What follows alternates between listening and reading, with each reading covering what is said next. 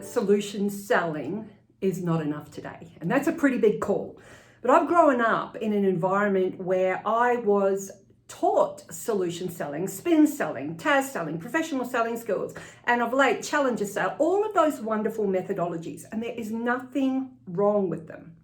It's just that I think that we're at a point where we need something more. I mean, we've got quota attainment at an all-time low. We've got our buyers' expectations at an all-time high. And there is a total disconnect.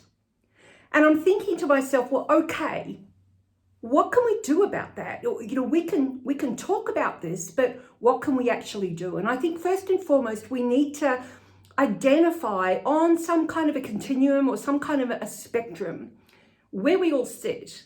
So I know at one end, we have the struggling seller. We have to with those statistics. The struggling sellers may or may not have had any form of sales training, but today they are surviving in a scarcity mindset. There's blame, there's concern, there's stress, all of these factors. It's creating a very scarcity focused environment driven by fear. What is at the other end of the spectrum?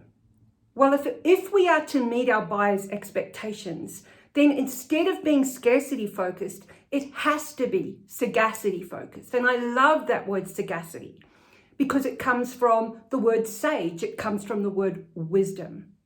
And so I believe that that category, that end of the spectrum, is the story seller. So how do we move from the struggling seller to the story seller? And in the middle, somewhere in the middle on that spectrum, is the solution seller. Now, the solution seller today is kind of sitting on the fence. Some of you are. Because depending on where your thought process is, you can lean either way. You can take the path of least resistance and move toward the scarcity mindset.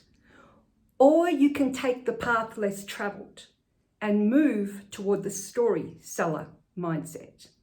And what that means is that you need to do the work.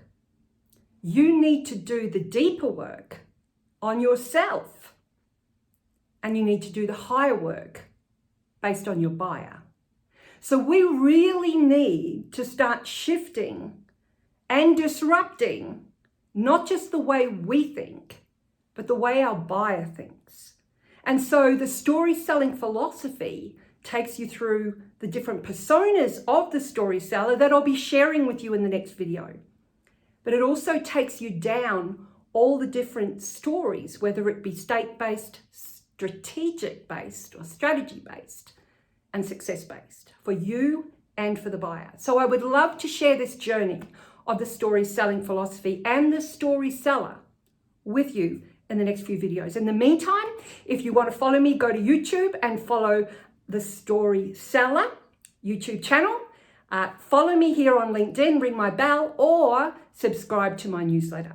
So I look forward to seeing you in the next video where I'll take you through the different personas underneath the StorySeller umbrella. Have a great day. Bye for now.